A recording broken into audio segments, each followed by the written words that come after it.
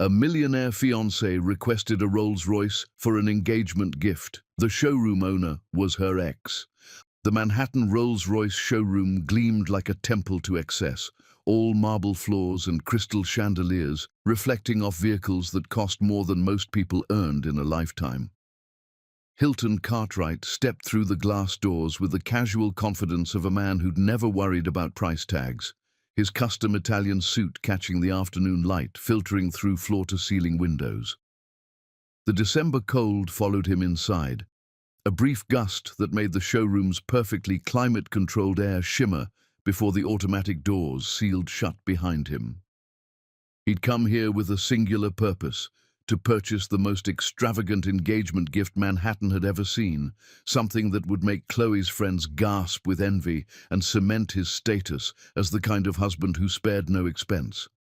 The Phantom displayed on a rotating platform at the center of the showroom was obscene in its beauty, midnight blue with cream leather interior, every surface polished to mirror perfection, the kind of vehicle that announced wealth without needing to speak a word.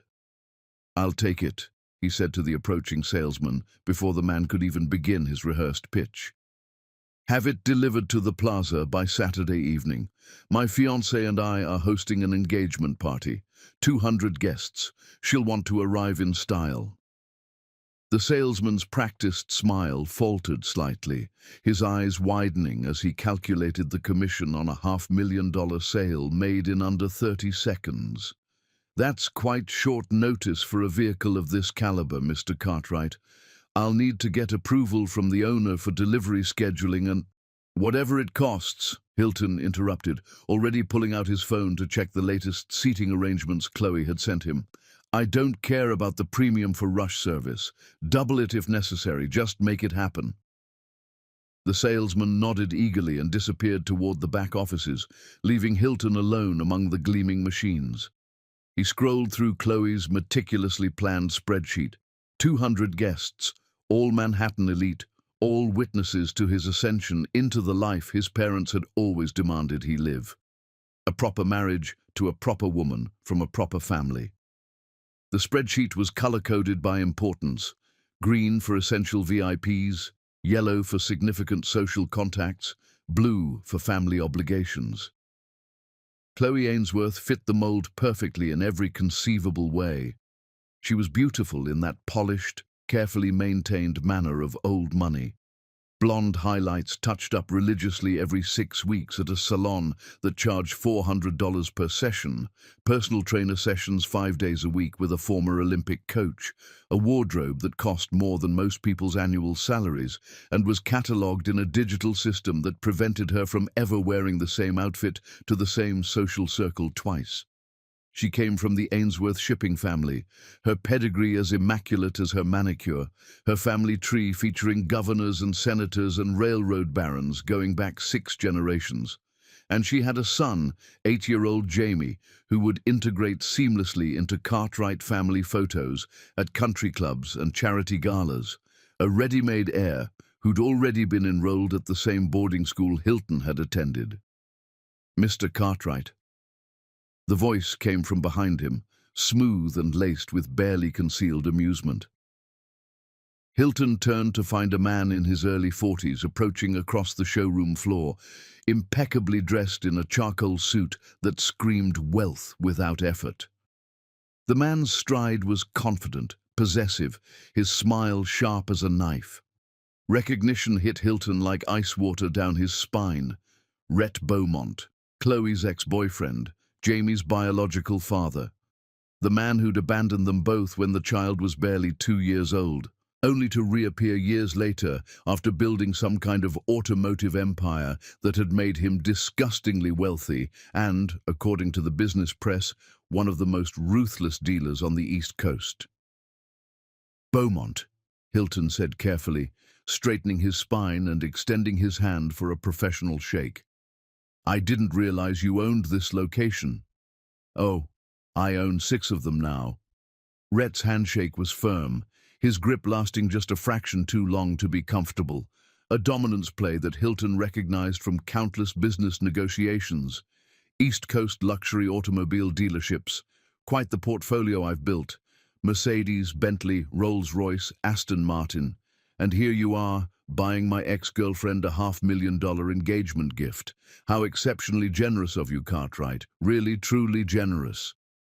The condescension dripped like poison from every syllable. Hilton's jaw tightened, but he maintained his composure with the practice of a man raised in boardrooms and country clubs. "Chloe deserves the best. I intend to give it to her." "My leftovers deserve the best, you mean?" Rhett walked past him to the Phantom, running his hand along the hood with possessive familiarity, as if touching a former lover's skin. She always did have expensive taste. Even when we were together, she was constantly upgrading. Better restaurants, better hotels, better jewelry. I assume she's already planning exactly how to spend your family fortune? That's what she does, Cartwright. She finds men with deep pockets and drains them dry, one luxury purchase at a time. Just wait until the honeymoon's over and the real demands begin. The Rolls-Royce will seem quaint compared to what she'll want for your first anniversary. Hilton's hands clenched into fists at his sides, his expensive Italian leather gloves creaking with the tension. "We're done here. I'll purchase the vehicle elsewhere." He turned toward the door, his Italian leather shoes clicking sharply against the marble, but Rhett's voice stopped him cold. "Wait." Something in the tone, anticipatory, almost gleeful, set off alarm bells in Hilton's mind. "I just thought you'd want to know something interesting, about someone from your past, someone who's become quite successful, someone who, frankly, makes both of us look like amateurs." Hilton froze mid-step, his heart suddenly hammering against his ribs. "What are you talking about?" Rhett pulled a business card from his pocket, examining it with theatrical interest, turning it over in his fingers like a magician preparing a trick. "I have a business partner. Well, more accurately, she's my landlord. She owns the property this dealership sits on, along with about 40 other commercial properties across the city. Made her first million in real estate before she was 30. Brilliant woman, absolutely ruthless in negotiations. She bought this building out from under the previous owner when he tried to jack up my rent just to prove a point. Paid cash, closed in 3 days, had him evicted by the end of the week." He held up the card, angling it so the light caught the embossed lettering. LM Global Enterprises, CEO and founder Lily Mills. Name ring any bells, Cartwright? The floor seemed to tilt beneath Hilton's feet.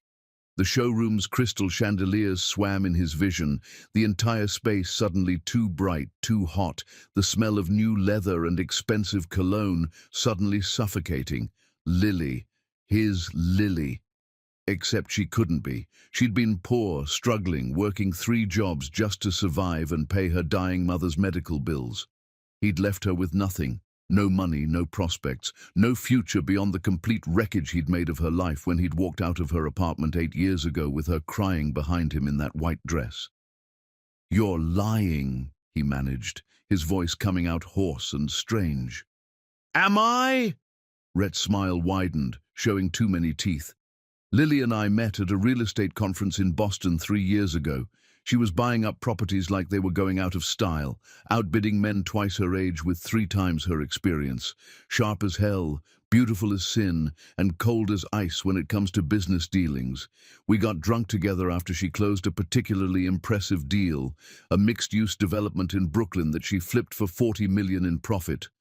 $40 million, Cartwright. She mentioned once, after too much wine, that she'd had her heart broken by some rich coward who couldn't stand up to his family. Some trust fund baby who made her believe in fairy tales, then threw her away like garbage because mommy and daddy didn't approve of the poor black girl." Rhett paused, watching Hilton's face drain of color with obvious satisfaction. "I'm guessing that was you?" Hilton couldn't breathe. The showroom walls seemed to close in around him, the smell of new leather and expensive cologne suddenly suffocating. His vision tunneled, focusing on that business card in Rhett's hand like it was the only solid thing in a world gone liquid and unstable. "Where is she?" "Manhattan. Lives in a penthouse in Tribeca. Corner unit. 3,000 square feet. floor-to-ceiling windows overlooking the Hudson. I attended a party there once, all exposed brick and modern art, the kind of place featured in Architectural Digest. She had this sculpture in the entryway, abstract piece worth about $2 million, just sitting there like it was nothing. Net worth somewhere around $600 million at last count, though she's fairly private about her finances. Could be more, probably is more, knowing her acquisition strategy. Rhett tucked the card back into his pocket with deliberate slowness. Quite the glow-up from that broke waitress you dumped 8 years ago, isn't it? She told me the whole story that night in Boston, how some trust fund baby made her believe in love, proposed with his grandmother's ring, promised to marry her at City Hall, then disappeared the night before the wedding without explanation, how she'd bought a dress at a thrift store, white with lace sleeves, and she wore it around her apartment for 3 days waiting for him to come back before she finally accepted he wasn't coming. Each word landed like a physical blow to Hilton's solar plexus. He'd spent 8 years trying to forget Lily's face the night he'd walked out of her tiny studio apartment in Queens, the way she'd begged him to explain, to tell her what she'd done wrong. The white dress, God, that dress, hanging on her closet door like a ghost. He'd told himself he'd done the right thing, that he'd saved her from his parents' wrath, that she was better off without him dragging her into the toxic cesspool of Cartwright family politics. But she'd survived, more than survived. She'd taken everything he'd destroyed and built an empire from the ashes. "The car," Hilton said hoarsely, forcing the words through a throat that felt like it was closing. "I'll take it. Process the sale." "Of course you will." Rhett gestured to the salesman who'd reappeared from the back offices, hovering nervously nearby. "Process Mr. Cartwright's purchase. Full price, no negotiation, rush delivery fee included. And make sure Lily gets the notification. She likes to know who's spending money in her buildings. She'll probably get a kick out of this one." Hilton signed the papers mechanically, his hand moving across documents his eyes couldn't focus on, numbers blurred, terms and conditions merged into incomprehensible blocks of text. All he could see was Lily's face from 8 years ago, overlaid with the image Rhett had painted, a ruthless CEO worth hundreds of millions, living in a penthouse, buying buildings like other people bought groceries. What had he done? What had he destroyed? As he walked out into the cold Manhattan afternoon, December wind cutting through his expensive suit like it was tissue paper, the engagement ring in his pocket felt like a lead weight, pulling him toward the bottom of the ocean. Chloe would be furious if he cancelled the Rolls-Royce order now, would throw one of her perfectly controlled tantrums about embarrassment and social obligations. His parents would be disappointed if he showed up to Saturday's engagement party empty-handed, would give him those looks of profound disapproval that had controlled his entire life. Everything was arranged, everything perfect, everything exactly as it should be for a Cartwright wedding. But Lily was alive, successful beyond his wildest imagination, and she knew exactly what he'd done to her. He made it 3 blocks before he had to stop, leaning against a building as his hands shook so violently he nearly dropped his phone. The image of Lily, poor, desperate, loving him with everything she had, merged with the image Rhett had painted of a ruthless CEO closing $40 million deals and buying buildings to spite landlords. What had she become in his absence? What had his betrayal turned her into? His phone buzzed. A text from Chloe. "Did you get the car? Don't forget we're meeting your parents for dinner at 8. Wear the navy suit, not the grey, and pick up my dry cleaning on your way home. Love you." No actual love in those words, just demands and schedule reminders and the casual expectation that he existed to serve her needs. The same flat, transactional affect she always had unless they were in public, where she transformed into the perfect fiancée, attentive, affectionate, everything his parents wanted to see. He'd convinced himself that was maturity, that adult relationships were about partnership and stability rather than the wild, desperate passion he'd felt with Lily all those years ago. But it wasn't maturity, it was settling, it was choosing the safe. A proved path because he'd learned 8 years ago that he was too much of a coward to fight for what he really wanted. Hilton looked down at his phone, at Chloe's text, at the life stretching before him like a prison sentence disguised as success. Then he opened his browser and typed with shaking fingers, Lily Mills LM Global Enterprises. The search results filled his screen, hundreds of hits.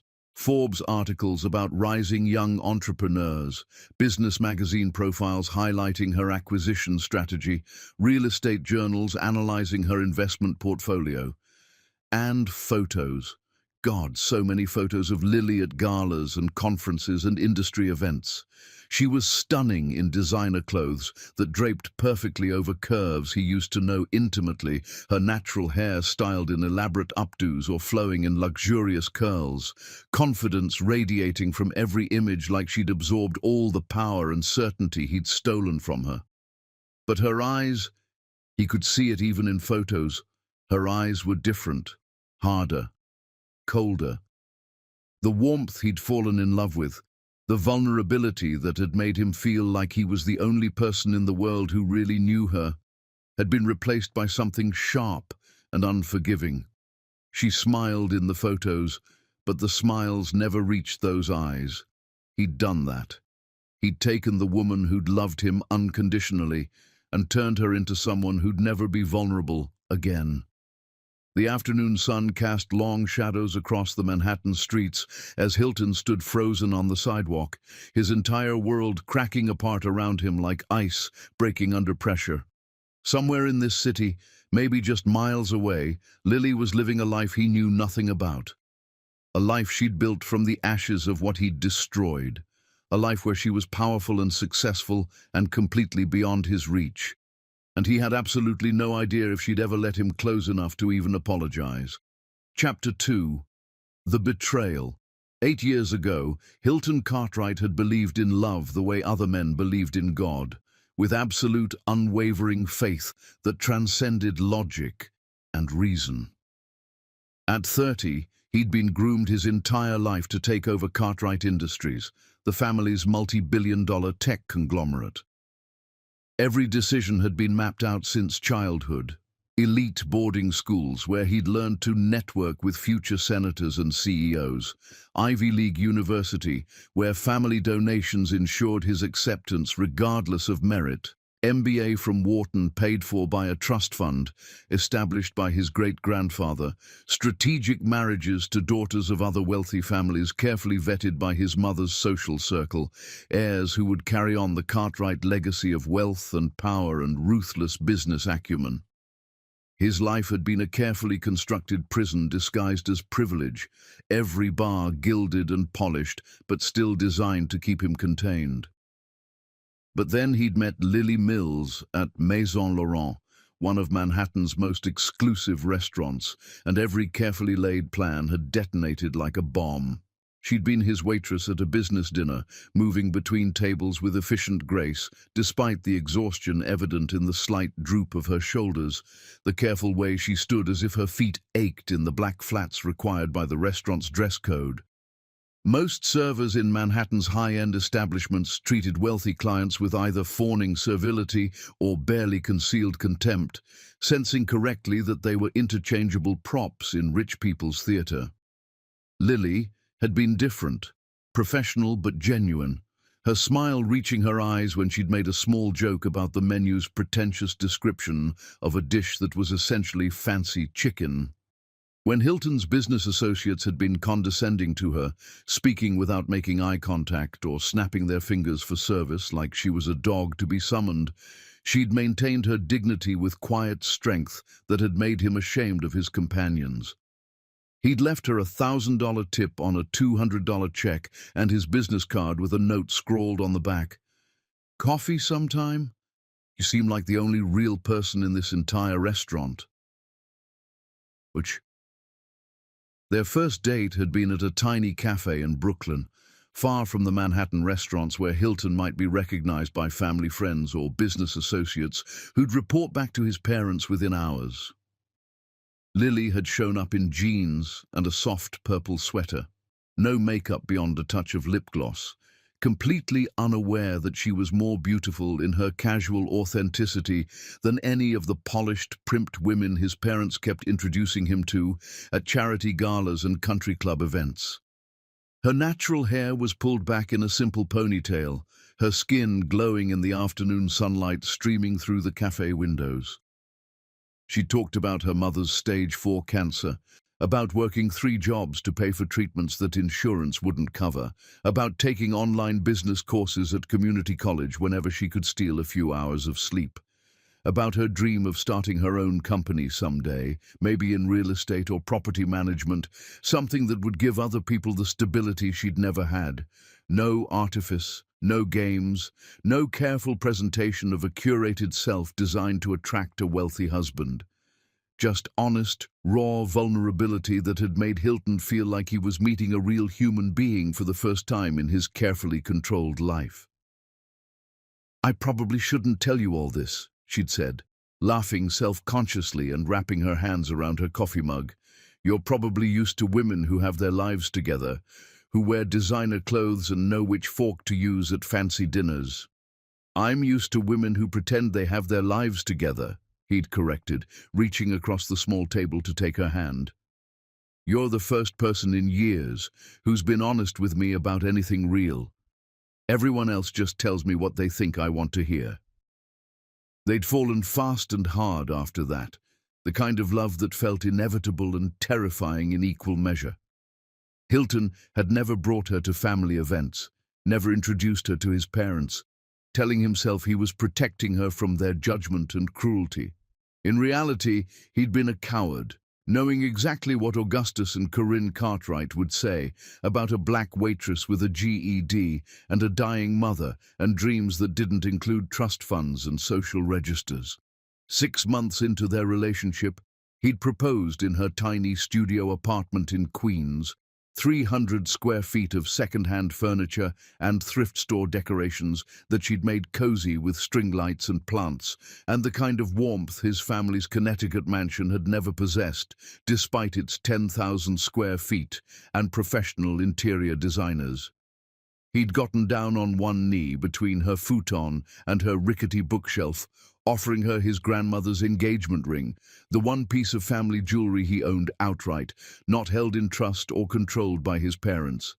Lily had cried so hard she could barely say yes, had thrown herself into his arms with such complete trust and joy that he'd felt like he could take on the world. "We'll do it quietly," he'd promised, holding her while she trembled against his chest. "Courthouse wedding. Just us. Simple and perfect. Then we'll tell my family afterward when it's already done and they can't do anything about it. They can't object to something that's already happened." "Are you sure?" Lily had pulled back to look at him, her dark eyes searching his face with concern. "Hilton, I don't want to come between you and your family. I know how important they are to you. You're not coming between us. You are my family now. You're my future, Lily. You're everything that matters." He'd believed it. God help him, he'd actually believed every word. The wedding had been scheduled for a Friday afternoon at City Hall. Hilton had taken the day off work, told his assistant he was feeling sick with the flu, left his phone at home so his mother couldn't track him down with some manufactured emergency requiring his immediate presence. Everything had been perfect. Everything had been ready. The marriage license was filed, the appointment scheduled for 2 o'clock. And then Thursday night, his father had summoned him to the family estate in Connecticut with a text that read simply, "We need to talk tonight. It's urgent." Hilton had driven up from Manhattan angry and defensive, ready to tell his parents that he was done living his life according to their demands and expectations. He was 30 years old, for God's sake, a grown man. He could marry whomever he wanted. He'd found them in his father's study, Augustus Cartwright behind his massive mahogany desk, the one that had belonged to his grandfather and great-grandfather before him, family legacy solidified in furniture. Corinne perched on the leather sofa like a queen on a throne, her face perfectly composed, but her eyes hard as diamonds. The room smelled of old money and older expectations, of leather-bound books and expensive scotch, and the weight of generations of Cartwright power. "We know about the girl," Augustus had said without preamble, not even bothering with greetings. "Lily Mills, 26 years old, high school education, GED obtained at age 21, currently works at Maison Laurent as a waitress, has for the past 2 years. Previous employment includes retail positions and cleaning services. Mother, Dorothy Mills, dying of cancer in a public hospital in Queens. Currently 3 months behind on rent for a studio apartment in a building that's being sold next month. Shall I continue?" The blood had drained from Hilton's face, leaving him cold and nauseous. "You investigated her?"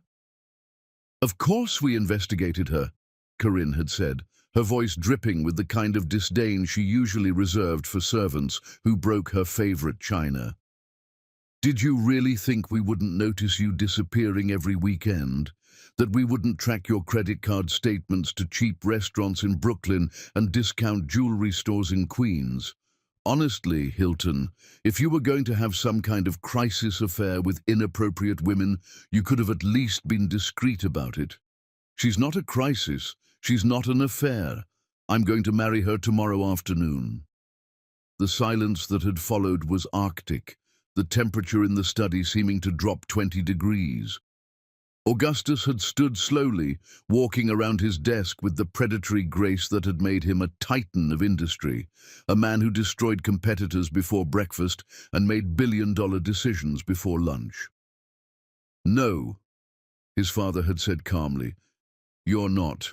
I'm going to explain something to you, son, and I need you to listen very carefully because I will only say this once. That woman is using you for your money. She saw a desperate, rich boy looking for meaning and authenticity, and she played you perfectly. The tears, the struggles, the dying mother, the dreams of starting a business, all of it calculated to make you feel like a hero rescuing a damsel in distress. It's the oldest con in the world." "That's not true," Hilton had protested, but his voice had wavered despite his conviction. "Here's what's going to happen," Augustus had continued, his voice deadly calm, in the way that made opposing CEOs fold during negotiations. "Tomorrow morning, you're going to go to that girl's apartment and end this relationship. You're going to make it absolutely clear that you made a mistake, that she's not appropriate for your life, that whatever you had is over, and you're going to do it before noon. And if I refuse..." His father had reached into his desk drawer and pulled out a manila folder. He opened it deliberately, laying photographs across the mahogany surface. Medical bills, eviction notices, collection agency letters, all addressed to Dorothy Mills or Lily Mills. "I've been tracking Miss Mills's financial situation for the past month. Her mother's medical debt is substantial, over $200,000. The hospital is already threatening to move her mother to a county facility with minimal palliative care. Her landlord is selling the building, and her lease won't be honored by the new owners. She's about to lose everything." Augustus tapped the papers with one finger. "If you marry that girl tomorrow, I will personally ensure that every door she needs opens, slams shut. Her mother will be moved immediately. Every job application she submits will be rejected. Every apartment she tries to rent will suddenly be unavailable. I have the connections to make her life impossible, and I will use them without hesitation." The room had spun. Hilton had gripped the back of a chair to keep from falling. "You wouldn't. You can't be that cruel. Try me, and ask yourself if you really want to gamble with a dying woman's comfort and your girlfriend's future." Corinne had risen from the sofa, smoothing her designer dress with perfectly manicured hands. "Darling, this is for your own good. We're protecting you from yourself. That girl isn't your equal. She doesn't understand your world. She'll embarrass you at social events with her lack of education and refinement. She'll bore you within a year when the novelty wears off. And she'll divorce you the moment she can maximize her settlement, taking half of everything you've built. We're saving you from a catastrophic mistake. When you're older and wiser, you'll thank us for this intervention." Hilton had stood there in his father's study, trapped between the woman he loved more than breathing and the family that had controlled every aspect of his entire life. He'd thought about fighting, about calling their bluff, about marrying Lily anyway, and damn the consequences, let them do their worst. But the image of Lily's mother, frail and suffering in her hospital bed, the woman who'd raised Lily alone after her father abandoned them, who'd worked herself literally to death to give her daughter opportunities, had paralyzed him with terror. Could he really choose his own happiness, knowing it might cost someone their life? "If I do this," he'd said slowly, each word feeling like swallowing broken glass, "you'll leave her alone afterward. Her mother gets proper care. Lily keeps her apartment until she finds something else. No interference in her life. She walks away unharmed." "Agreed," Augustus had said. "Break it off cleanly, and I'll personally ensure her mother receives care in the private hospice wing. You have my word." The word of a man who'd just demonstrated he'd use a dying woman as leverage. But what choice did Hilton have? He'd driven back to Manhattan in a daze, rehearsing what he would say. But when he'd reached Lily's apartment building that Friday morning, their wedding day, and climbed the 3 flights of stairs to her door, all his prepared speeches had evaporated. She'd answered wearing the white dress. The one she'd found at a thrift store in Brooklyn had shown him with such pride the week before: vintage lace sleeves, fitted bodice, flowing skirt. She'd looked radiant, her hair styled in elegant curls, a small bouquet of daisies clutched in her hands. "You're early," she'd said, laughing. "I wanted it to be a surprise when you saw the dress at City Hall, but come in, I'm almost ready." "I can't marry you." The words had come out flat, rehearsed, nothing like what he'd planned. Lily had frozen in her doorway, the smile dying on her face. "What?" "This was a mistake. I got caught up in... I don't know what I was thinking. But you're not... Lily, you're not my caliber. I need someone who understands my world. Someone appropriate."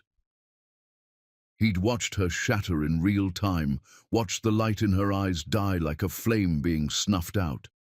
She'd staggered backward, clutching the doorframe for support. "Is this a joke?" "Hilton, we're getting married in 4 hours. I have our marriage license. I bought a dress.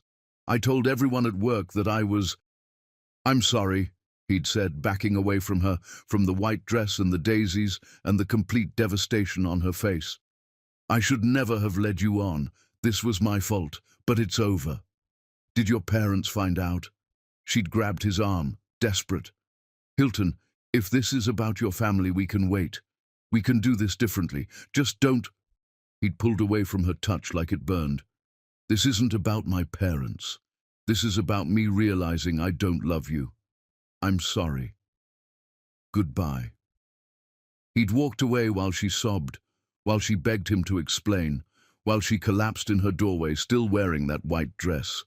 He'd walked away, and he hadn't looked back, had driven straight to his penthouse and vomited until he was empty. His father had kept his word.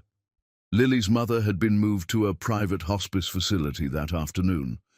Her eviction notice had been rescinded the following week. Augustus had even arranged for her to receive a settlement, severance for emotional distress, of $50,000, delivered through a lawyer with instructions that it was from an anonymous donor who'd heard of her situation. Hilton had told himself he'd saved Lily, that she was better off without him, that someday she'd recover and find someone better, someone who could give her the life she deserved without his family's interference. He'd been a fool. Now, sitting in his penthouse 8 years later with Rhett Beaumont's words echoing in his head, Hilton finally let himself remember what he'd done without the careful justifications. He'd destroyed Lily Mills to protect himself, and she'd survived anyway, had thrived anyway, which meant his sacrifice had been for nothing, absolutely nothing. Chapter 3. The Queen. He destroyed. Hilton didn't sleep that night. He sat in his penthouse living room until dawn, city lights twinkling through floor-to-ceiling windows, and hired the best private investigator in Manhattan. The man came highly recommended by divorce attorneys and suspicious spouses, specialized in digging up information people wanted to keep hidden. The report arrived 3 days later, delivered in a manila envelope. Hilton sat at his desk and read about the woman he'd destroyed. Subject: Lily Mills. Age: 34. Current residence: Tribeca Penthouse, 388 Greenwich Street, Unit 43, A. Net worth: estimated $600 to $650 million. Primary business: LM Global Enterprises, commercial real estate acquisition and development. The investigator had been thorough. Financial records showed Lily's first property purchase 10 months after Hilton had left her, a rundown apartment building in the Bronx, purchased for $800,000 with what appeared to be a private loan at punishing interest rates. She'd renovated the building herself, according to permit records, doing much of the labor personally to save on contractor costs. Sold it 18 months later for $2.3 million. Used that profit to buy 3 more buildings, each one slightly better than the last, each renovation more ambitious. Then 6 buildings in a single year, her reputation growing among real estate circles as someone who could transform properties others had written off as lost causes. Then a small commercial property in Brooklyn that she'd converted into luxury condos, tripling her investment in 2 years. Within 3 years, she'd built a portfolio worth over $100 million. Within 4 years, she'd crossed into the billionaire-adjacent category, her company owning pieces of Manhattan real estate that included the building housing Rhett Beaumont's dealership, 2 boutique hotels in Soho, an office tower near Grand Central, and residential properties scattered across 3 boroughs. The investigator had included photos from social media and business publications. Lily, at a real estate conference in Miami, wearing a tailored pantsuit that probably cost more than Hilton had spent on their entire 6-month relationship. Lily cutting the ribbon at a new development in Brooklyn, surrounded by city council members and local business leaders who clearly respected her opinion and influence. Lily at charity galas, always alone or with business associates, never photographed with romantic partners or anyone who looked like they might be more than professional contacts. There were personal details too. She'd never married. No public relationships that lasted more than a few months, according to the investigator's sources. She donated heavily to women's shelters and programs supporting single mothers, had personally funded a scholarship program for low-income students at her old community college with an endowment of $5 million. She served on boards for cancer research foundations, her mother's disease having killed Dorothy Mills 9 months after Hilton had abandoned Lily. And there was a note at the end. Subject appears to avoid all social contact with Cartwright Industries or known associates. When Cartwright name mentioned in business contexts, subject's demeanor becomes notably cold, possible residual anger regarding past relationship. Hilton stared at a photo of Lily from a Forbes feature published 6 months ago. The headline read, "Self-made millionaire Lily Mills on building an empire from nothing." In the photo, she sat in what appeared to be her office, floor-to-ceiling windows behind her showcasing the Manhattan skyline. She looked powerful, confident, utterly in control. But her eyes had changed. The warmth he'd fallen in love with had been replaced by something guarded and careful. The Forbes article included quotes. "People ask if I ever want to get married, have a family. Honestly, I don't think I'm built for that kind of vulnerability anymore. I learned early that the only person you can really depend on is yourself. Everything else is just risk management. My mother always told me to never let anyone make you feel small. When I was younger, I didn't understand what she meant. Now I do. The moment you give someone else the power to define your worth, you've already lost." He had to see her, had to talk to her, had to at least try to apologize, even if she refused to listen. He owed her that much. The investigators' report included her schedule. There was a charity gala that Saturday night at the Metropolitan Museum, a benefit for cancer research, one of the organizations Lily supported heavily. She'd be there. So would half of Manhattan society, including Hilton's parents and everyone who mattered in their social circle, including Chloe, who'd assumed they were attending together as an engaged couple. Hilton looked at his phone, at Chloe's text from earlier that day. Reminder, Met Gala Saturday. I already picked up your tux from the tailor. We're sitting with your parents. Be ready by 6. No warmth, no affection, just logistical coordination, like he was an appointment in her calendar. He called Chloe. This better be important, she answered, her voice clipped. I'm at a fitting. We need to talk about us, about whether this engagement is what either of us actually wants. The pause was too long. When she spoke again, her voice had shifted from annoyed to calculating. Where is this coming from? Did someone say something to you? I need to know something. Do you actually love me, or do you just love what I represent? Another pause. We're not having this conversation 3 weeks before our wedding. Whatever crisis you're having, it can wait. That's not an answer, Chloe. My parents have already sent out 500 invitations, Hilton. Do not embarrass me. She hung up. Hilton sat in his penthouse, phone in hand, and felt his entire life come into sharp focus. Everything he'd sacrificed Lily for, his parents' approval, his place in society, the perfect Manhattan life, was built on sand. Chloe didn't love him. His parents controlled him through obligation and guilt. His friends were business associates who'd drop him the moment he was no longer useful. The only person who'd ever loved him for himself was Lily. And he'd thrown her away. Chapter 4. The Gala Confrontation. Saturday arrived with the weight of inevitability. The Metropolitan Museum glittered with wealth and power, every important name in Manhattan society packed into the Temple of Dender for the annual cancer research benefit. The space had been transformed into something magical.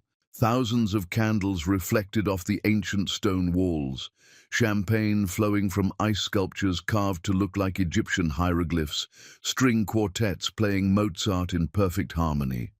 Hilton arrived alone, having told Chloe he needed to come directly from a business meeting that had run late. She'd been furious but couldn't make a scene in front of their table guests, including his parents, who shot him disapproving looks as he took his seat 40 minutes late, disrupting carefully planned seating arrangements and drawing attention to his tardiness. "Where have you been?" Augustus demanded quietly, keeping his voice low enough that nearby tables couldn't overhear, but sharp enough to convey his displeasure. Chloe was humiliated, arriving alone like some rejected debutante. People were whispering. I needed time to think. His father's eyes narrowed dangerously. About what exactly? About whether I'm making the same mistake twice. Before Augustus could respond, Lily entered the gala. She moved through the crowd with quiet confidence, her emerald green silk dress elegant without being showy, cut to perfection, but understated in a way that spoke of true wealth rather than the desperate showing off that characterized so many of the women in attendance. Her natural hair was styled in an updo with simple diamond pins that caught the candlelight, each stone probably worth more than most people's cars, but arranged with such tasteful restraint that they seemed almost modest. She wore minimal jewelry, just the diamond pins and a simple bracelet on her right wrist, and didn't need anything more. She was speaking with someone Hilton recognized, a venture capitalist from California, young and handsome and clearly interested in whatever Lily was saying, leaning in close as she gestured with her champagne flute. Their eyes met across the crowded room. For one infinite moment, everything else disappeared. There was only Lily, looking at him with carefully controlled neutrality. No anger, no hurt, just professional distance, the same expression she probably used when meeting potential business partners for the first time. She nodded once, the kind of acknowledgement reserved for acquaintances you vaguely recognize but don't particularly want to engage with, then turned back to her companion. "Who is that?" Corinne asked, following his gaze with the predatory interest of a socialite who prided herself on knowing everyone worth knowing in Manhattan. "She looks familiar, but I can't quite place her." "Lily Mills. She owns about 40 properties in Manhattan, including the building where I bought your engagement gift for Chloe." Hilton stood, his chair scraping against the marble floor loud enough to draw glances from adjacent tables. "Excuse me." He crossed the room before he could talk himself out of it, weaving through clustered groups of Manhattan's elite, past investment bankers discussing market trends and socialites comparing vacation homes in the Hamptons. Up close, Lily was even more striking, poised, polished, every inch the successful CEO who'd built an empire from nothing. "Ms. Mills," he said formally, his voice carefully neutral despite the way his heart was hammering against his ribs. "I'm Hilton Cartwright. I believe we met years ago." She turned to him with polite interest, her expression perfectly controlled in a way that must have taken years of practice to perfect. "Mr. Cartwright, yes, I remember." Her voice was professional, giving nothing away, the same tone she probably used in business negotiations. "If you'll excuse me, please, I just need 5 minutes to apologize." "This isn't the time or place." Her eyes flicked to his parents' table, where Augustus and Corinne were watching intently, their faces revealing nothing but their body language screaming disapproval. "And I'm not interested in reopening old wounds for your peace of mind. I'm not asking for my peace of mind. I'm asking because you deserve to hear that I'm sorry, that I was wrong, that what I did to you was unforgivable." "You're right, it was unforgivable." Lily's composure never cracked, her voice remaining level and professional despite the subject matter. "Which is why I'm not going to forgive you. Now, if you'll excuse me, I have other obligations this evening." She walked away, leaving Hilton standing alone in the middle of the gala, surrounded by Manhattan's wealthiest and most influential people, more alone than he'd ever been in his life. Across the room, Chloe appeared at his elbow with the speed of someone who'd been watching the entire interaction, her perfectly manicured fingers digging into his arm hard enough to hurt through his tuxedo jacket. "What the hell was that? Who is that woman?" "Someone I used to know, someone I hurt very badly." "Well, stop staring at her like a pathetic puppy. People are noticing. Mrs. Vanderbilt just asked me if there's trouble between us."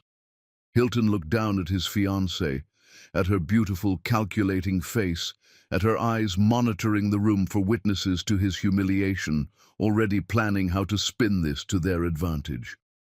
Then he looked back at Lily, who was laughing with the venture capitalist, radiant and powerful and completely beyond his reach. "I can't marry you, Chloe." "What?" "I can't marry someone I don't love, someone who doesn't love me. We'd both be miserable, and we both know it." Chloe's face went white, then red, her careful composure cracking for the first time since he'd known her. "You're calling off our wedding? 3 weeks before? You can't be serious." "I'm sorry, but yes, this isn't fair to either of us." "You'll regret this," she hissed, her voice low and venomous, her grip on his arm tightening until her nails dug through the fabric. "I will destroy you socially. Everyone will know what you did. Everyone will—" "I know, and I don't care anymore." He walked out of the gala, leaving Chloe standing there in her designer gown, leaving his parents and their disapproval, leaving the life he'd built on cowardice and compliance. Behind him, he could hear the murmur of voices rising like a wave, people noticing, gossiping, phones being pulled from expensive clutch purses to text the news to friends who weren't in attendance. The Cartwright heir walking out on his fiancée at a charity gala. The scandal would be everywhere by morning, dissected and analyzed and used as entertainment by the same people who'd congratulated him on the engagement just weeks ago. But for the first time in 8 years, Hilton felt like he could breathe. Chapter 5. The Fiancée's Wrath. Hilton's phone started ringing before he'd even left the museum steps. His father, his mother, Chloe, Bianca. He ignored all of them and drove aimlessly through Manhattan's late-night streets, watching the city transform from glittering showcase to something raw and more honest as the hour grew later. Street vendors packed up for the night, their carts rattling over uneven pavement. Delivery drivers made their rounds to 24-hour convenience stores. People who actually worked for a living rather than managing inherited wealth went about their business with a purposeful efficiency that Hilton envied. He ended up parked outside Lily's old apartment building in Queens, the one where he'd proposed, where he'd destroyed everything that mattered. It had been renovated since then. New facade with modern brick facing, security system with cameras and keycard access, clearly gentrified beyond recognition. The bodega on the corner, where Lily used to buy groceries, had been replaced by an artisanal coffee shop. He wondered if Lily owned it now, if she'd bought the place where her heart had been broken and transformed it into another asset in her empire, another symbol of her triumph over the poverty and heartbreak he'd left her in. His phone buzzed incessantly, texts from Chloe, each one progressively more furious. "Where did you go? Answer your phone. Everyone is asking where you are. This is humiliating. If you don't come back right now, we're done. I'm calling your father." That last one made him laugh bitterly. Of course she'd call Augustus. That was Chloe's real relationship, not with Hilton, but with his family name and fortune and the social status that came with being a Cartwright. He finally drove back to his penthouse around 3 in the morning. Chloe was waiting in his living room, still in her gala dress, but her fury had transformed into something colder and more calculating. She'd reapplied her makeup, fixed her hair, composed herself back into the perfect socialite who never let emotions show in public. "I assume you're prepared to compensate me for the embarrassment you caused tonight?" she said without preamble, not even looking up from her phone where she was presumably already doing damage control with her social circle. "I'll pay whatever your lawyers think is fair." $2 million for breach of promise and reputational damage. My lawyer's already drafting the paperwork. Fine. And you're going to tell everyone it was mutual, that we both realized we weren't right for each other. I won't have people thinking I was rejected, that I wasn't good enough for a Cartwright. If that's what you want. Chloe studied him for a long moment, her eyes narrowing as she tried to read him. Who is she? That woman from the gala? Someone I should have fought for 8 years ago. Does she want you back? No, she made that very clear. Then you're an idiot. Chloe laughed, sharp and bitter. You're throwing away everything, our engagement, your family's support, your social standing, for someone who doesn't even want you. I almost feel sorry for you. Don't. I did this to myself. After Chloe left, slamming the door hard enough to rattle the expensive artwork on his walls, Hilton's lawyer arrived to discuss the settlement. Then his father called, and this time Hilton answered. "What the hell were you thinking?" Augustus demanded without preamble, his voice tight with barely controlled rage. "Chloe just called. She's in tears. She says you broke off the engagement at a charity gala in front of everyone who matters in this city." "I did. Over what? That woman from 8 years ago? The one who's made something of herself?" Augustus's voice was sharp with recognition. "I saw you talking to her at the gala. I know exactly who she is now. Lily Mills, LM Global Enterprises. And you think because she's successful now she'll want you? You destroyed her, Hilton. She's not going to welcome you back with open arms." "I know that, Dad. I'm not doing this to get her back. I'm doing it because I can't marry someone I don't love while knowing I threw away someone I did love." "Love?" Augustus laughed harshly, the sound cold and mocking. "You're 38 years old. You should know by now that love is irrelevant to a successful partnership. Your mother and I have had a very successful marriage for 40 years, and love has nothing to do with it. Then maybe I don't want a successful partnership. Maybe I want something real." The silence on the other end was long and heavy.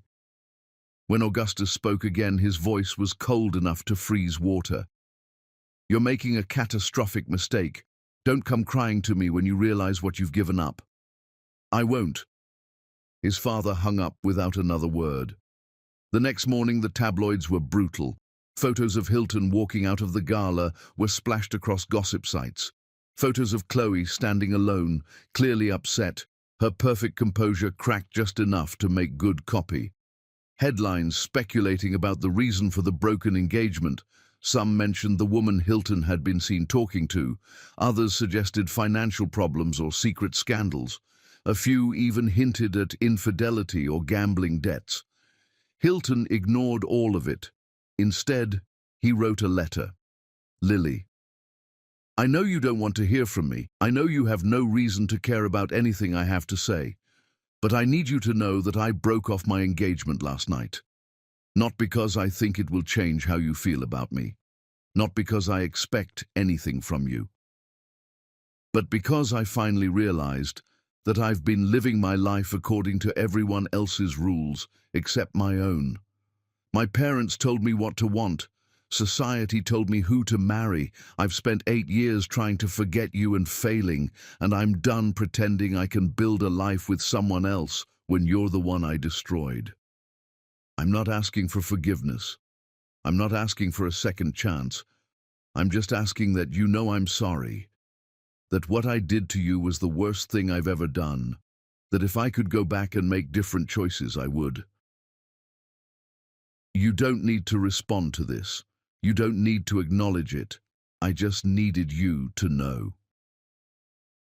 Hilton. He had his lawyer send it through official channels, along with paperwork for something he'd set up, a $50 million donation to the scholarship fund Lily had established at her old community college. No strings, no conditions, no plaques with his name. Just money that could help other women in situations like Lily had been in, women who'd been abandoned and left with nothing. Then he waited. Days passed. Then a week. Then 2 weeks. Finally, 3 weeks after he'd sent the letter, a response arrived. Not from Lily's lawyer, but a personal email. Just 4 words. "Stop trying to fix this." She'd acknowledged the letter, acknowledged the donation, and told him that his gestures meant nothing. Hilton sat in his apartment and accepted the truth. Lily didn't want his apologies or his money. She wanted him to disappear from her life. That night, his mother called for the first time since the broken engagement. "Your father is having a press conference tomorrow," Corinne said without preamble, her voice tired in a way Hilton had never heard before. "He's announcing that you're no longer affiliated with Cartwright Industries, that you've been removed from the family trust. You're being publicly disowned, Hilton. I understand. Do you? Do you understand what you're giving up, the position you've thrown away?" "Yes, and I'm okay with it." Corinne was quiet for a long moment. When she spoke again, her voice was different, softer, almost uncertain. "She was pregnant. That woman, Lily. She came to us 2 months after you ended things. She was crying, desperate. She said she was pregnant and she needed to tell you. Your father offered her $2 million to handle it quietly." She spit in his face and left. The floor dropped out from under Hilton's world. His vision tunneled, the room spinning around him as he gripped the edge of his desk to keep from falling. "What?" "I'm sorry, Hilton. We should have told you. But we thought it was better if you didn't know. We assumed she'd come back for the money eventually, when desperation set in. When we realized she hadn't, we assumed she'd terminated the pregnancy on her own. Did she have the baby? I don't know. That was 8 years ago. If she did..." Corinne's voice was small, almost frightened. "If she did, you have a child you've never met." Hilton couldn't speak, couldn't breathe. The phone slipped from his hand, clattering onto his desk. He'd destroyed Lily, and she'd been pregnant. Had potentially carried his child alone, raised his child alone, while he'd moved on with his life. The room spun. He made it to the bathroom just in time before he was violently sick. Chapter 6. The Child He Never Knew. Hilton called the private investigator back immediately, his hands shaking so badly he could barely dial the number. "I need you to find out if Lily Mills has a child, a daughter or son, approximately 7 years old. I need to know if—" His voice broke, the words catching in his throat. "I need to know if I have a child." The investigator was quiet for a moment. "Mr. Cartwright, if she does have a child and she's kept it from you for 7 years, there are legal implications." "I don't care about legal implications. I just need to know the truth." The report came back within 48 hours. 1 page attached to an email with a subject line that read simply, "Urgent, review immediately." Subject has one dependent. Amara Mills, female, age 7, date of birth August 14th. No father listed on birth certificate. Physical characteristics suggest possible biological relation to subject Hilton Cartwright. Grey eyes, similar facial structure. Child attends Riverside Preparatory Academy, takes ballet and piano lessons, lives full-time with mother. No evidence of father involvement or child support arrangements. Attached was a school photo. A little girl with Lily's warm brown skin and Hilton's grey eyes, her curly hair in braids, wearing a school uniform and smiling at the camera with a gap-toothed grin that made Hilton's heart stop. Hilton stared at his daughter's face and wept. He had a daughter. A 7-year-old daughter he'd never met. A daughter Lily had raised alone for 7 years while he'd been living his comfortable life, pretending their relationship had been a youthful mistake that he'd moved past. He called his lawyer immediately, barely able to get the words out through his tears. "I need to know my options. I just found out I have a 7-year-old daughter. I'm not on the birth certificate. The mother has kept her from me for 7 years. What are my rights?" The lawyer was blunt, his voice professional but sympathetic. "Without being on the birth certificate, you have no automatic parental rights. You'd need a court-ordered paternity test, which would require involving the family court system. Given that you ended the relationship before the child was born—" "I didn't know she was pregnant." "Doesn't matter legally. You ended the relationship. Any judge will look more favorably on the mother who's provided stable care for 7 years than the father who just discovered he has a child. If you want to pursue legal rights, it will be expensive, invasive, and you'll likely end up with minimal visitation at best. My advice? Try to work something out with the mother privately." "She doesn't want to talk to me." "Then you're out of options unless you want to force the issue through the courts, and I don't recommend it. Judges don't look kindly on fathers who suddenly appear after years of absence, demanding rights to children they knew nothing about. It looks opportunistic, even when it's not." Hilton hung up and stared at Amara's photo. His daughter. He had a daughter. He wrote another letter. "Lily. I know about Amara. My mother told me you came to them when you were pregnant, that they offered you money to terminate. I'm sorry doesn't begin to cover how I feel. I'm sorry I wasn't there. I'm sorry you had to do everything alone. I'm sorry our daughter spent 7 years without a father because I was too much of a coward to fight for you. I'm not asking for custody or visitation or any legal rights. I'm just asking that you know I want to be part of her life, if you'll allow it.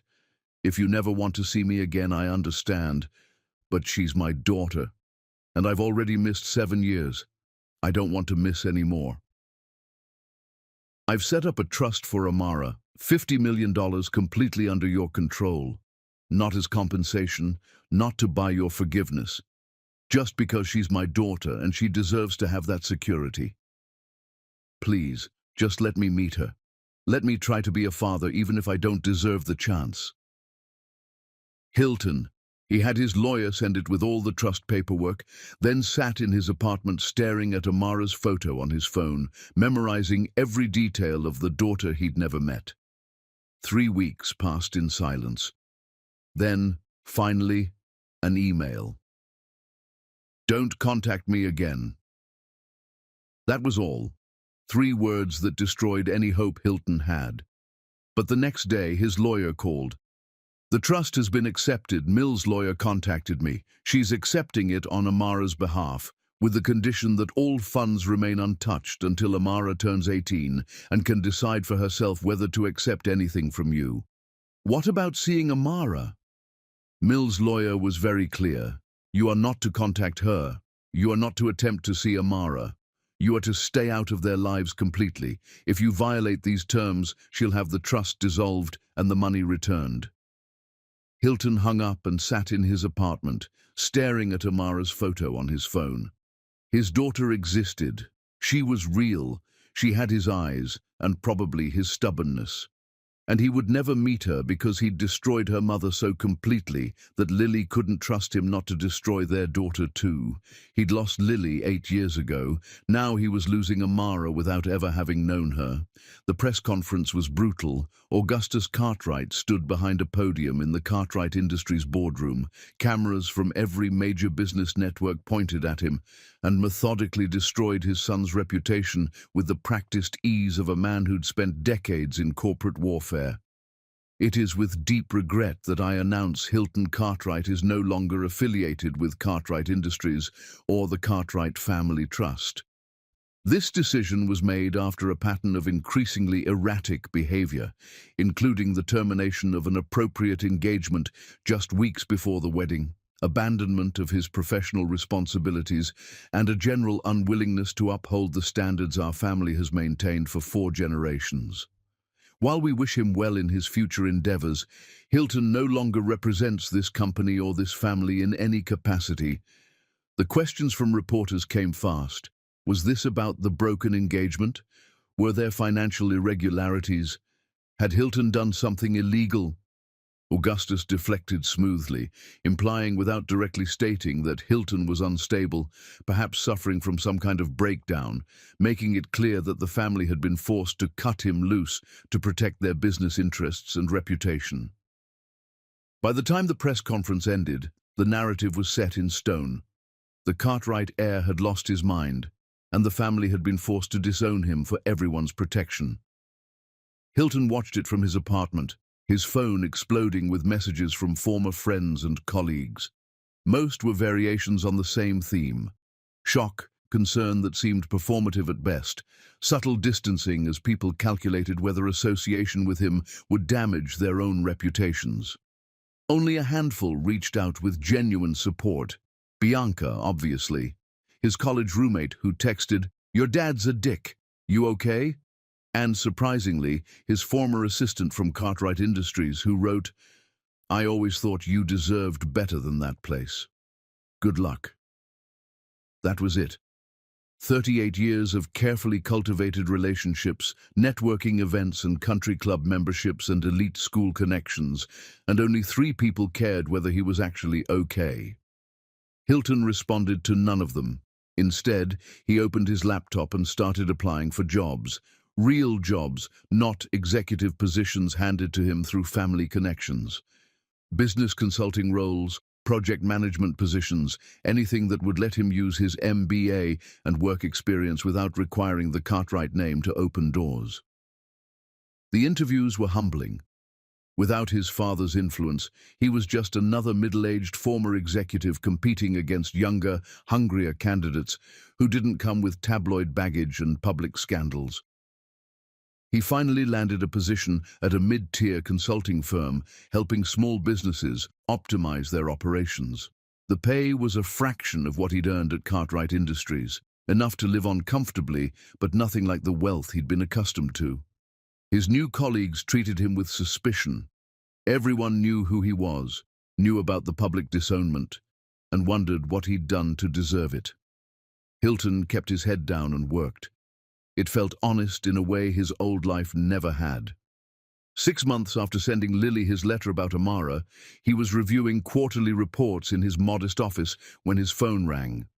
Unknown number. "Hilton Cartwright. This is Lauren Cruz. I'm Lily Mills' attorney." His heart stopped, his hand gripping the phone so tightly his knuckles went white. "Yes? My client has reviewed the trust you established for her daughter. She wants to make it clear that she doesn't need your money and didn't ask for it. However, after consulting with financial advisors, she's decided to accept the trust on Amara's behalf, with the condition that all funds remain untouched until Amara reaches 18 and can decide for herself whether to accept anything from you. That's fine, whatever Lily wants. She also wants me to convey that this doesn't change her position. You are not to contact her. You are not to attempt to see Amara. You are to stay out of their lives completely. Do you understand? Yes. If you violate these terms, she'll have the trust dissolved and the money returned. Is that clear? Crystal clear. Good. A pause. For what it's worth, Mr. Cartwright, I've been Lily's lawyer for 4 years. I've never seen her as angry as she was when she first got your letter about Amara. But I've also never seen her cry the way she did when she read it. I don't know what you did to her, but it clearly still hurts. The lawyer hung up before Hilton could respond. She'd cried. Lily had cried reading his letter, which meant she still felt something, even if that something was just pain. Hilton sat in his office, staring at his computer screen, and made a decision. He couldn't contact Lily directly, couldn't see Amara, but he could at least try to make amends in other ways. He started volunteering at the women's shelter, where records showed Lily had stayed briefly after her mother's death and before she'd saved enough for her first property purchase. The director was initially suspicious. Rich men didn't usually volunteer at women's shelters, and the ones who did often had ulterior motives. "Why are you here?" the director, a woman named Janet, finally asked, after 6 months of Hilton showing up every weekend without fail to help with repairs, serve meals, organize donation drives, whatever they needed. "No angle," Hilton said honestly. "Someone I care about stayed here years ago. She needed help and got it. I'm just trying to pay that forward." "The woman you mentioned once, Lily?" "Yeah." Janet studied him for a long moment, her eyes shrewd and assessing. "She called here last month, asked about our donor list. When she saw your name, she didn't say anything. But she made a substantial donation herself the next day, matched everything you've contributed, dollar for dollar." That night, Hilton lay in his bed in his modest Queen's apartment and smiled despite everything. Lily knew what he was doing, was even competing with him, in her way. It wasn't forgiveness, but it was acknowledgement. Chapter 7. The boundaries respected. 6 months later, as Hilton was leaving the shelter after a weekend shift, a black Mercedes pulled up to the curb. The window rolled down. Lily sat in the driver's seat. For one infinite moment, they stared at each other. She looked tired. The careful polish slipped slightly, showing the woman underneath, dark circles under her eyes that expensive concealer couldn't quite hide, her hair pulled back in a simple ponytail rather than the elaborate styles from her business photos. "I told you not to contact me," she said quietly. "I haven't. I swear I haven't. You don't think volunteering at my old shelter, donating to the charities I support, showing up at places you know I'll hear about counts as contact? I just wanted to help. To do something good with the money I have, money I never really earned." "You wanted me to notice?" "Maybe, yes. I'm sorry." Lily closed her eyes briefly. When she opened them again, they were wet with unshed tears. "You don't get to do this. You don't get to play the reformed man, the guy who's learned his lesson and wants to make amends. You destroyed me, Hilton. You made me believe in love, made me vulnerable, then you looked me in the eye and told me I wasn't good enough for you. Do you have any idea what that did to me?" "Lily, I was pregnant, alone. My mother had just died. She died 3 months after you left me, by the way. I had no job, no home, no one. And when I tried to tell your parents about the baby, they offered me money to abort her like I was some kind of prostitute trying to trap their precious son." Tears spilled down her cheeks, but her voice remained steady, each word precisely enunciated. "I worked through my entire pregnancy, lived in a shelter, in the same room where you're volunteering now, actually. Gave birth in a county hospital with no one there because I had no family left and no friends who could take time off work to be with me. And the whole time I kept thinking, maybe he didn't know. Maybe if he knew about the baby, he'd come back. I didn't know, Hilton said desperately, his own voice breaking. I swear, I didn't know you were pregnant. If I had, it wouldn't have mattered. You chose your family over me before you knew about Amara. A baby wouldn't have changed that. You would have just resented me more for complicating your life. That's not true, isn't it? You walked away before when it was just me. What makes you think you wouldn't have done it again when the reality of a crying baby and sleepless nights set in? Hilton had no answer to that, because she was right. The man he'd been 8 years ago, the man who'd caved to his parents' pressure, would have seen a pregnancy as one more complication, one more reason his parents were right about Lily being inappropriate for his life. I've changed, he said quietly. Have you? Or are you just lonely now that you've burned all your other bridges?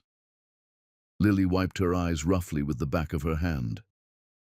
I see you living in Queens, working at some consulting firm for probably a fraction of what you used to make, volunteering at shelters, and part of me wants to believe you've actually changed.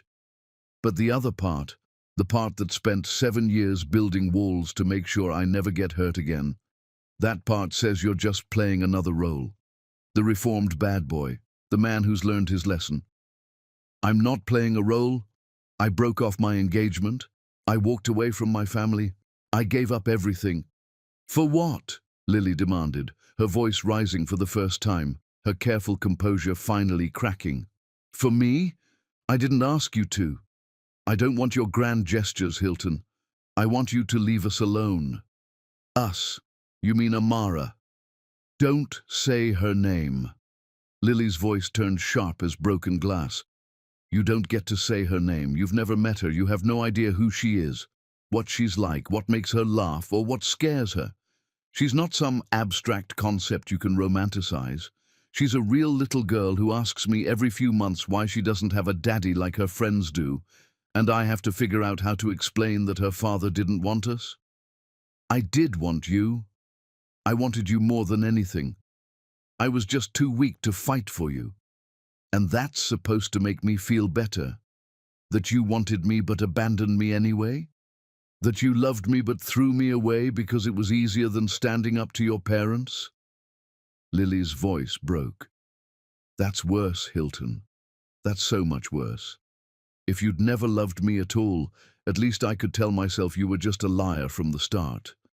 But knowing you loved me and still chose to destroy me, that's the part I can't forgive. They sat in silence, the street empty around them except for a few pedestrians hurrying past, without looking at the expensive car or the man standing on the sidewalk. Finally, Lily spoke again, her voice exhausted. I can't keep doing this. Every time I see your name on a donation list, every time someone mentions you're volunteering somewhere I used to go, every time Amara asks about her father, it's like ripping open old wounds that are trying to heal. I've worked too hard to build a life where I feel safe, where I feel strong. I can't let you keep destabilizing that. Then let me apologize properly. Let me at least try to explain what happened that day. There's nothing to explain. You made a choice. You chose wrong. That's the end of the story. Lily, please, stay away from us, Hilton. I mean it. The trust is fine. Amara can decide what to do with it when she's 18 and old enough to understand what it means. But if you keep inserting yourself into our lives like this, I'll get a restraining order. Do you understand? He understood. He understood that he'd hurt her so badly that even his attempts to make amends caused her pain. I understand. Lily rolled up her window and drove away, the Mercedes disappearing into traffic. Hilton stood on the sidewalk and watched her taillights disappear, knowing he'd just lost her all over again. Chapter 8. The Year of Silence. The restraining order arrived 2 weeks later. Hilton signed for it at his apartment, his hands shaking as he read the legal language. He was to stay 500 feet away from Lily Mills and Amara Mills at all times. No contact, direct or indirect. No attempts to see them, speak to them, or communicate through third parties. He'd expected it, but seeing it in official documents still felt like a knife between his ribs. His lawyer called that afternoon. "Hilton, we need to talk about this restraining order. There are serious implications for any future custody discussions. I'll comply with every term. I'm not going to fight it.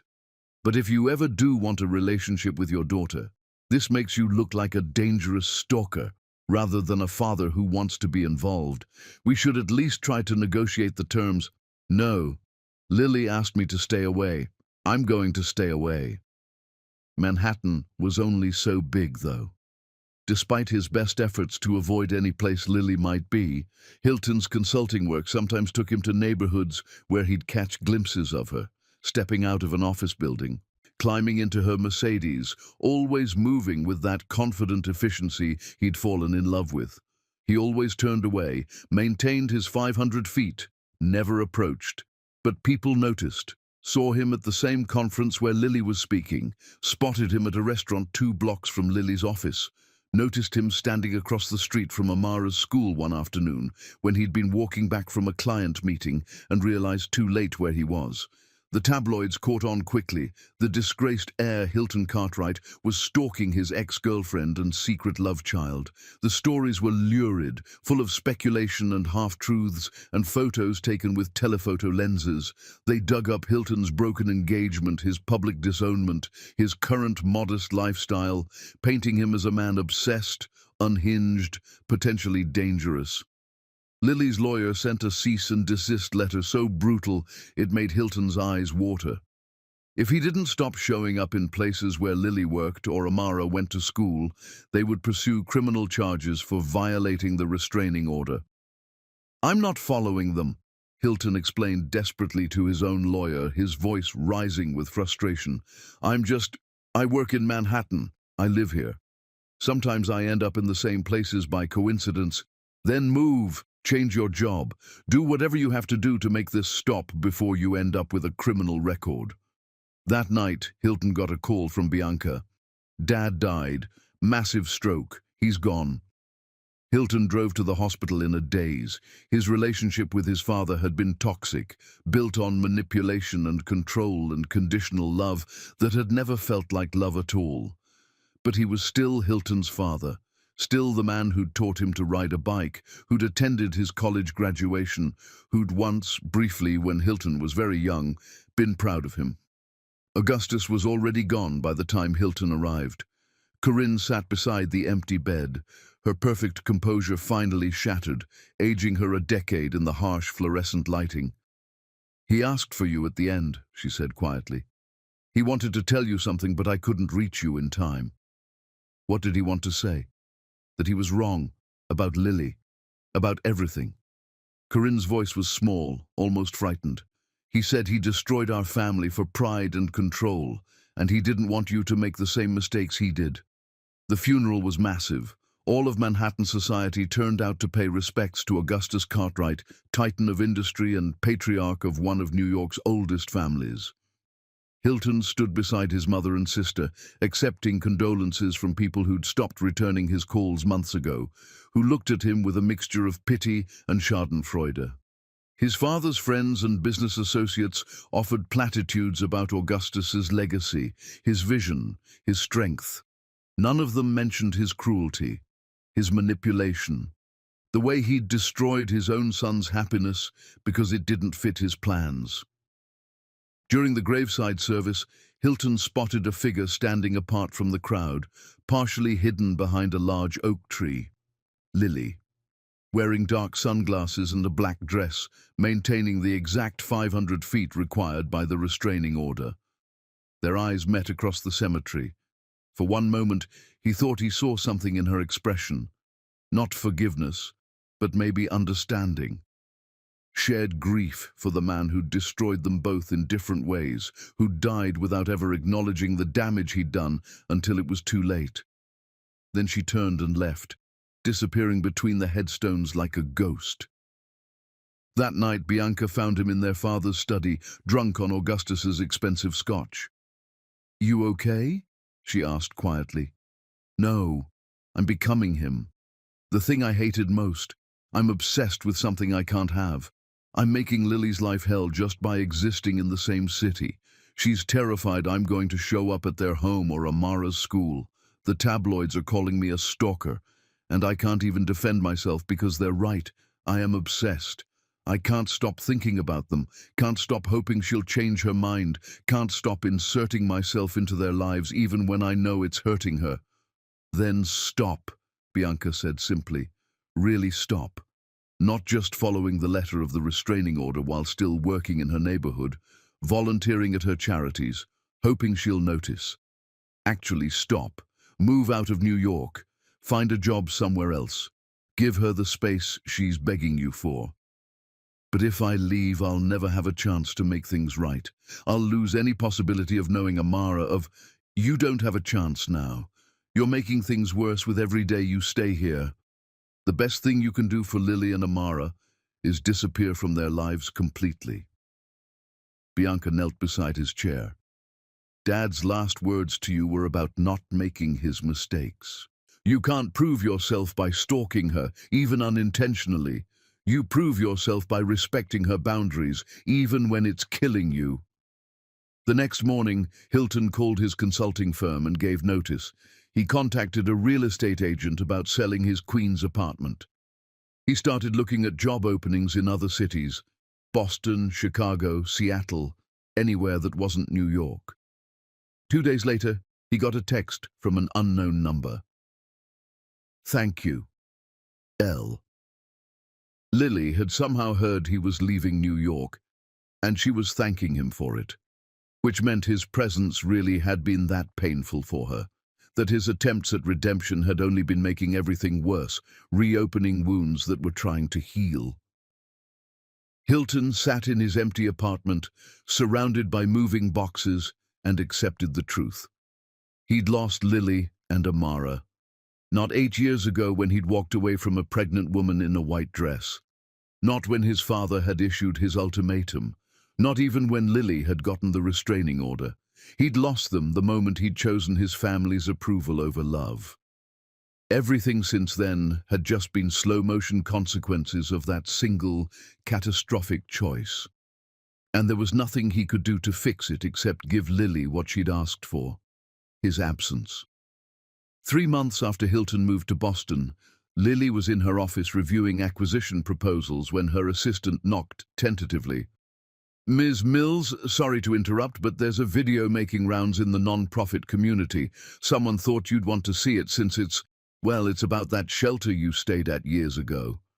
Lily's fingers paused on her keyboard. "What video?" "It's from a non-profit conference in Boston. One of the keynote speakers is talking about effective volunteer integration." The assistant hesitated. "It's Hilton Cartwright." Lily's stomach dropped. "Delete it. I don't want..." "He doesn't mention you by name. He doesn't even mention New York specifically. But..." The assistant bit her lip. "It's actually really good. My friend who works in non-profit management sent it to me. She said it's been going viral in those circles." Against her better judgment, Lily opened the link her assistant forwarded. The video showed Hilton on a small stage at what looked like a community center, not the polished conference halls she was used to seeing Manhattan executives in. He wore jeans and a simple button-down, no designer suit. His hair was slightly longer, less precisely styled. He looked different, softer somehow. "I started volunteering because I wanted to fix something I'd broken." His voice came through her computer speakers. "I thought if I just showed up enough times, donated enough money, I could make up for the damage I'd caused, but that's not how redemption works." The camera showed the audience, social workers, non-profit directors, volunteers, listening intently. Real change isn't about grand gestures. It's about showing up consistently when no one's watching. It's about listening more than you talk. It's about understanding that some things you break can't be fixed, and the only thing you can do is try to be better for the next person who needs help. Lily's hand trembled on her mouse. There was someone, Hilton's voice caught slightly. Someone I hurt very badly. Someone who had to use services like the shelter where I volunteer. And when I found out, my first instinct was to throw money at it. Set up a trust, make donations. But she didn't want my money. She wanted me to leave her alone, to stop trying to fix what I'd broken and just respect what she'd asked for. He paused, looking down at his notes. So I left, moved to a different city, stopped trying to insert myself into her life. And you know what I learned? Sometimes love isn't about fighting for someone. Sometimes it's about stepping back and letting them heal without you, even when it kills you. The audience was silent. That's what I try to bring to my volunteer work now, not my ego, not my need to be the hero of someone else's story. Just my time, my hands, my willingness to do whatever unglamorous work needs doing. Because the people we serve, they're not projects to be fixed. They're human beings who deserve respect and dignity and the space to write their own stories. He looked up, and even through the video, Lily could see the sincerity in his eyes, those same eyes that used to look at her like she was the only person in the world. The woman I hurt. She built an empire from nothing. She didn't need me then, and she doesn't need me now. But her strength taught me something, that the best thing I can do is try to help other people find their own strength. Not because it will fix what I broke, but because it's the right thing to do. The video ended. Lily sat in her office, tears streaming down her face, her hands shaking. That was the man she'd fallen in love with. Not the coward who'd walked away, not the trust fund baby who'd caved to his parents' pressure, but the man who'd sat with her in that Brooklyn cafe 8 years ago and listened like her dreams mattered. The man who'd looked at her like she was extraordinary. She watched the video again, then a third time. In the comments, non-profit workers were praising his authenticity. Finally, someone from privilege who actually gets it, one wrote. He's been volunteering at our Boston shelter for 6 months and he's never once acted like he's better than the people we serve, another added. Lily closed her laptop and stared out at the Manhattan skyline. Amara's words echoed in her head. Maybe he's sorry now? He was sorry. He'd left New York like she'd asked. He'd respected her boundaries. He'd changed his entire life. And he was doing it not because he expected anything from her, but because it was the right thing to do. Lily picked up her phone and stared at the number his lawyer had given her months ago, the one she'd sworn never to use for anything more than telling him to stay away. She'd gotten what she wanted. He was gone. She was safe. Amara was safe. But was that really what was best for their daughter? Denying her a father who'd genuinely changed? Making Amara pay for Hilton's past mistakes? Or was Lily keeping him away to protect herself, not Amara? She put the phone down, picked it up again, put it down. This went on for 3 weeks. Then one Saturday morning, Amara came into her office holding her tablet. Mama, I found a video of Daddy. Lily's heart stopped. What? He's talking about helping people. He sounds nice. Amara climbed into Lily's lap, something she rarely did anymore at 7. Do you think maybe we could meet him, just once? Lily held her daughter, breathing in the scent of her shampoo, feeling the weight of her in a way that reminded her of those early days in the shelter when Amara was all she had. Maybe, baby, she whispered. Maybe. That night, after Amara was asleep, Lily finally picked up her phone and dialed. Hello? It's Lily. Her voice was quiet, carefully controlled. We need to talk. Chapter 9. The Woman Who Heals Lily. Mills hadn't always been made of steel and careful boundaries. Once she'd been soft, vulnerable, stupid enough to believe in fairy tales and happily ever afters, and the idea that love could conquer all the practical realities of class and wealth and family expectations. Watching Hilton Cartwright at his father's funeral, maintaining the exact distance required by her restraining order, Lily felt the familiar wall around her heart reinforce itself. Another brick, another layer. He was finally leaving New York, finally giving her the space she'd demanded. So why did it hurt? She drove home to Tribeca, to the penthouse she'd bought with money earned through determination and rage and sheer stubborn refusal to let Hilton's betrayal define her life. She stood at her floor-to-ceiling windows, watching the Hudson River shimmer in the fading light, the city spread out before her like proof of everything she'd accomplished. Behind her, she could hear Amara in her bedroom, video chatting with school friends about some drama involving ballet class and who got which role in the recital, her daughter's laughter like sunlight breaking through clouds. Amara, her miracle, her reason for everything. Lily closed her eyes and let herself remember what Hilton's betrayal had actually cost her. 8 years ago, after he'd walked out, Lily had stood in that white dress for 3 hours, waiting, certain he'd come back, certain there'd been some mistake, some emergency, some explanation that would make sense of why the man who'd promised to marry her had suddenly told her she wasn't good enough. When he didn't return, she'd called him 17 times. Every call went to voicemail, his phone either turned off or set to ignore her specifically. She'd tried to go to his penthouse. The doorman had stopped her with practiced professionalism. "I'm sorry, miss. Mr. Cartwright left instructions that you're not to be allowed in the building." He'd planned it, had prepared the doorman in advance, had made sure she couldn't reach him, couldn't confront him, couldn't even beg for an explanation face to face. She'd lost her job at Maison Laurent 2 weeks later, her hours cut to nothing, and the manager had been coldly apologetic in a way that suggested someone had made it worth his while to push her out. Her landlord had served an eviction notice the same week, claiming renovations that required all tenants to vacate, though Lily later learned no renovations ever happened. Her mother's hospital had suddenly demanded full payment of outstanding bills, or they'd move her to a county facility with no hospice care. Within a month, she'd lost her job, her apartment, and her mother's access to decent end-of-life care. She'd gone to the Cartwright estate, desperate and terrified, catching 2 buses and walking the last mile because she couldn't afford a cab.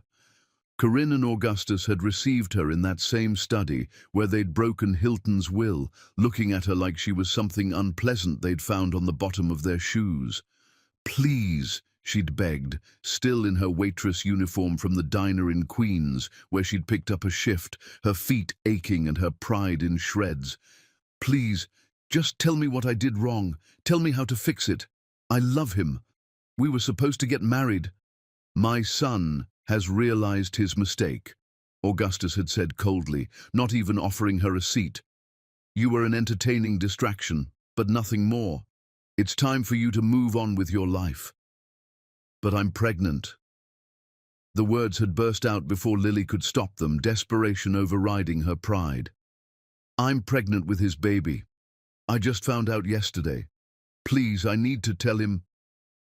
The silence had been absolute, heavy enough to suffocate. "How much?" Augustus had asked, his voice businesslike, as if they were negotiating a contract. "What? How much money will it take for you to handle this situation quietly?" 2 million, 3. Name your price." Lily had stared at them, not comprehending at first. Then understanding had crashed over her like ice water. They wanted her to abort Hilton's child, to erase the evidence of their son's mistake, like she was nothing more than an inconvenient problem to be solved with money. "You can't be serious." "We're quite serious. This is a generous offer considering your circumstances. You're homeless, jobless, your mother is dying. $2 million would solve all your problems. All you have to do is take care of the pregnancy and disappear from our son's life permanently." Lily had done something she'd never done before.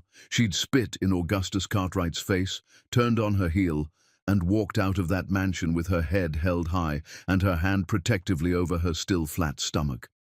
She'd given birth to Amara in a county hospital 7 months later, completely alone. Her mother had died 3 months into her pregnancy, slipping away in a public hospital bed while Lily held her hand and tried not to sob loud enough to disturb the other patients. No family. Her mother was all she'd had. No friends who could take time off work to be there during labor. Just Lily and the overworked nurses, bringing a baby into the world with nothing but determination and fury to sustain her. The first year had been hell. She'd lived in the same women's shelter where Hilton now volunteered, though she'd never told him that detail when they were together. She'd worked whatever job she could find while pregnant. Cleaning offices at night, data entry from library computers, anything that would take her without asking too many questions. After Amara was born, she'd breastfed her daughter while taking online business courses on library computers, Amara asleep in a carrier against her chest.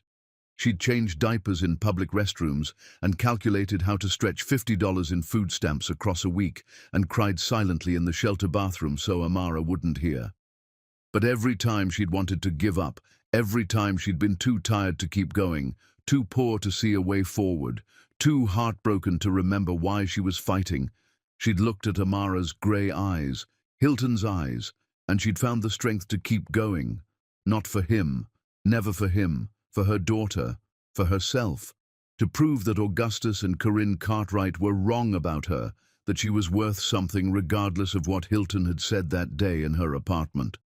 She'd taken that rage and built an empire. Every property she bought, every deal she closed, every million she made was proof that she hadn't needed the Cartwrights, that she was stronger than anyone who'd ever looked down on her.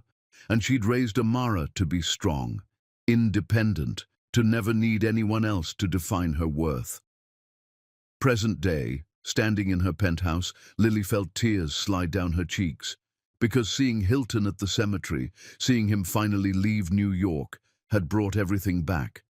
The pain, the humiliation, the desperate love she'd felt for a man who'd chosen money and status over her. And the worst part? Some pathetic corner of her heart still wanted to forgive him, still saw glimpses of the man she'd loved in the stranger who'd broken off his engagement, defied his parents, given up his fortune, moved to another city to respect her boundaries. Still wondered what would have happened if he'd had that strength 8 years ago. "Mama." Lily turned to find Amara in the doorway, wearing pajamas patterned with stars, her curly hair in 2 puffs on either side of her head, so beautiful it made Lily's heart ache. "Hey, baby, why aren't you asleep? I heard you crying." Amara padded across the expensive hardwood floors and wrapped her arms around Lily's waist. "Are you sad?" "A little bit, yeah. Because of Daddy." Lily froze, her breath catching in her throat. "What?" Amara looked up at her with those impossible grey eyes, so much like Hilton's it physically hurt to see them sometimes. "I found pictures online. When I was looking up our last name for a school project, there's a man named Hilton Cartwright, and he has my eyes. Is he my daddy?" Lily's breath stopped. She'd known this moment would come eventually, but she'd hoped for more time, for Amara to be older, better able to understand the complications. "Yes," she said quietly, because she'd promised herself she'd never lie to her daughter. "Yes, he's your biological father." "Why doesn't he live with us?" How did she explain this to a 7-year-old? How did she tell her daughter that her father had abandoned them because he was a coward? That he'd only come looking for them years later when it was too late? "It's complicated, baby. Your daddy and we loved each other once. But sometimes love isn't enough. Sometimes people make choices that hurt each other, and they can't go back and fix those choices." "Did he not want me?" "No." Lily knelt down so she was eye level with her daughter, taking Amara's small hands in hers. "No, baby. He didn't know about you when I was pregnant. And by the time he found out, we were already building our life together. Just you and me. We didn't need him. But I want a daddy.